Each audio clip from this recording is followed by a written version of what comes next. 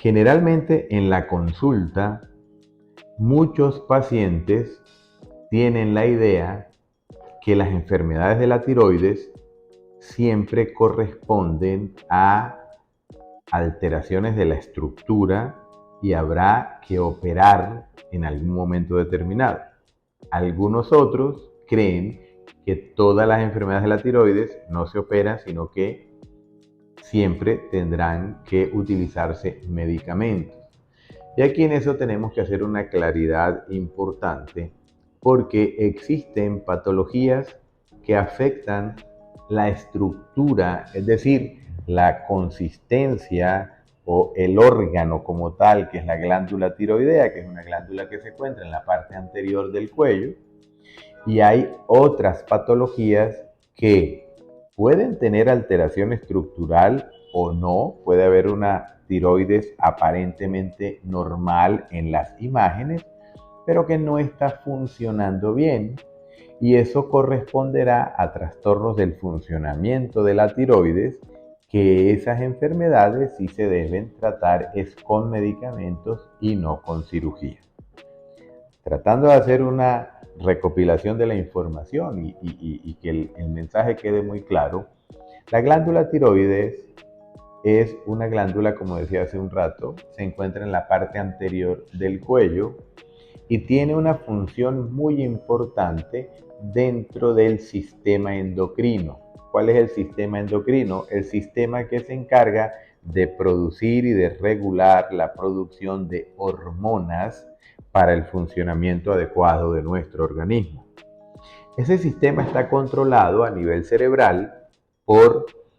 el hipotálamo, que es una estructura que se encuentra en el centro del cerebro, si me permiten, que emite unas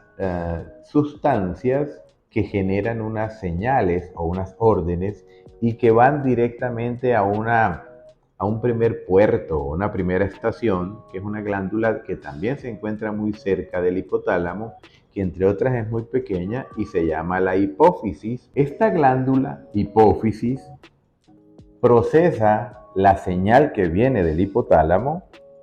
y emite una nueva orden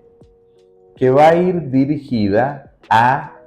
un nuevo órgano o a una glándula específica del sistema endocrino. Ese órgano puede ser inicialmente la tiroides, pero también puede ser el páncreas, puede ser el hígado, pueden ser las glándulas suprarrenales, los ovarios o los testículos, dependiendo, para que produzca cada uno de ellos, la hormona que le corresponda. Eso como información general. Volviendo a donde estamos, la hipófisis produce una nueva orden recibiendo aquella que le ha mandado el hipotálamo y emite una señal para que la tiroides produzca hormonas específicas que son la T3 y la T4 y la TSH, de tal manera que esas hormonas lleven a cabo la función específica de organizar el resto del sistema y además de eso controlen funciones como la función cardiovascular, la función digestiva, el sistema inmunológico, inclusive algunos órganos como la piel, las uñas, el cabello, etcétera, etcétera, e inclusive controlen hasta el estado de ánimo. Todas esas funciones son coordinadas por un buen funcionamiento de la tiroides. Entonces ya empezamos a entender, la orden viene del hipotálamo, luego llega la hipófisis que está en el cerebro y de ahí viene una nueva orden que llega a la tiroides produce las hormonas que mencioné anteriormente y ellas se van a encargar de estabilizar el funcionamiento de nuestro organismo coordinando algunas funciones especiales. Cuando existen diferentes situaciones que puedan afectar la producción de hormonas en la tiroides propiamente, es decir, un aumento en la producción de las hormonas o una disminución en la producción de las hormonas, eso se va a traducir en una alteración de diversas funciones de nuestro organismo Y en ese momento estaríamos entonces frente a una patología que puede ser un hipertiroidismo o puede ser un hipotiroidismo. Es decir, en palabras como la gente habitualmente lo llama, la famosa tiroides que adelgaza o la famosa tiroides que engorda o aumenta de peso. Estos trastornos se pueden identificar en algunas ocasiones con síntomas, es decir, el hipotiroidismo y el hipertiroidismo pueden dar síntomas o en algunas ocasiones no,